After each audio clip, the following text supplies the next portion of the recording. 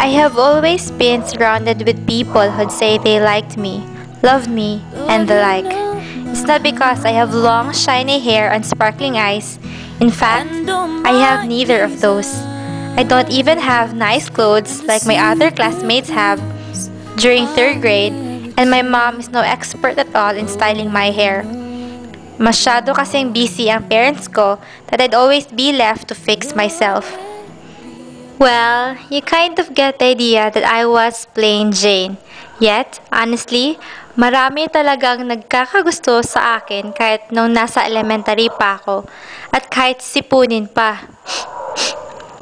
You see, at a young age, every time we celebrate the love month, I'd always get letters from boys and some of my girlfriends that I never worry what most girls dread, not having someone to like them. One time, I was only absent with fever and I was shocked that our bus driver sent me get well soon letters from my dear admirers. Siguro, that was the effect when people see Jesus' light in me. Maybe I was really different kasi I was already a Christian then and also an honor student. My friends would often wonder, bakit daw I'm so mabait unlike them? Bakit nga ba? High school came and it was the first time I got to own a pair of jeans. But my friends got to have their first boyfriend. Nasuyagit ko sa ilaha. Nasuyagit ko sa ilaha.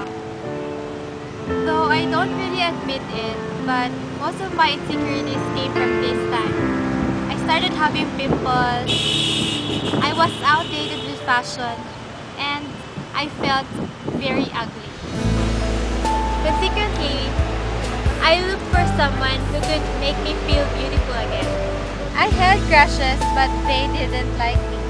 So, I was considering na lang those who find me attractive. But I wasn't thinking about relationships at all. I was only after the feelings I could get from them. Feeling factor good. Diba it's sweet to know that someone's texting you every now and then? They're not giving you flowers and caring for you all the time, right? Well, I like it when these are being done to me. Then became a vibe. Sometimes, I remember I'd boast to my classmates that I'd really wait for the right person for me. I even initiated to make a group among my classmates and commit not to have boyfriends until we graduate college. I had them sign a contract and ask for witnesses as well. Those who could not comply would be fined 500 pesos, already a big amount during those days. I have always thought having a boyfriend is a bad thing. I thought that I was pretty godly because I had high standards of morality as a result of being raised in a Christian family. Yet, it did not occur to me I was doing something worse until God taught me a lesson. Well, there was this guy, Joshua. He's tall, sporty, and mayabang. We visited our school once during intramurals and his friends Joe took up me to him for an hour. He asked for my number and I knew it would be the start of something new for us. Later that night, he was very straightforward in asking if may chance ba daw siya if manligaw siya sa akin. That was the first time I was being asked like that. For fear that he'll be hurt if I said no, I replied with a maybe. Days turned into weeks and I began to be interested in him. It was like this for 6 months. Sometimes, ang laag ni, dili pa ko manait sa akong mama, kay hadlok man ko. I'm not allowed to man good.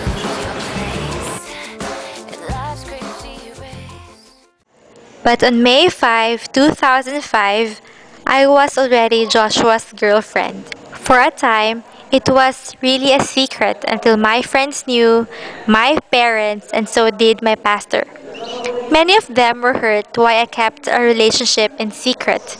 Certainly, they knew Joshua would smoke, drink, and gamble. It was humiliating for me because my boyfriend does not really have a personal relationship with Christ at all, when on the other hand, I am involved in the ministry. I would go to church and he would not. So sometimes I'd skip music team practices just to watch his basketball games. Kapoy-kayo siyang relationship kaya I was in the middle of trying to understand and defend both parties when pressure arises. It was like my version of a thorn in the flesh. Though we had good times together, but it would not last long because my mom would be looking for me and I had to hurry home, or I'd be fetched. When summer was over, our times together ended. I had to be in Cebu for school and he had to stay. It was difficult for both of us, but we have to be strong for each other. I'd write Joshua letters and he would call me. I would pray for him too.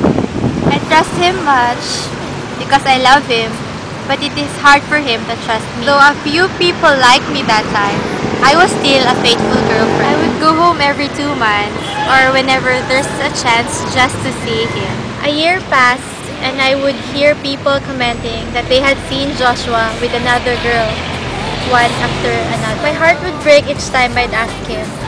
He'd always say, kulang yun ang love niya, daw. He'd defend himself na marami lang talaga siyang girl na friends. Of course, matumurapot ko dayon, like a computer always does. Then one day, I woke up to find my grades failing. Everything went all together, spiraling downwards, school and my life with Joshua. That was the time I began to get right with God. I knew I had to get away with that relationship, but I wasn't sure how. God heard my prayers and He made the guy send me the wrong message. It was meant for someone and it says he doesn't love me anymore. Sure enough, I made a decision to end the relationship. It hurt, as in, but God was with me all along.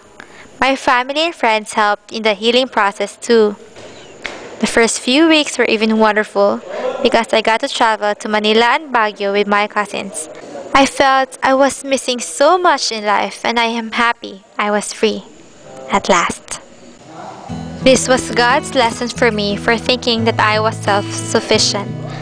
That I should not rely so much on myself, especially commenting na strong ako emotionally and spiritually, like boasting that I could stand on my own and kaya na ako ma-overcome ang temptations alone. My rules for myself only kept me farther from Him. God showed me that I needed grace more than anything else to get by. And indeed, He gave me that full revelation that I really, really, really need Jesus.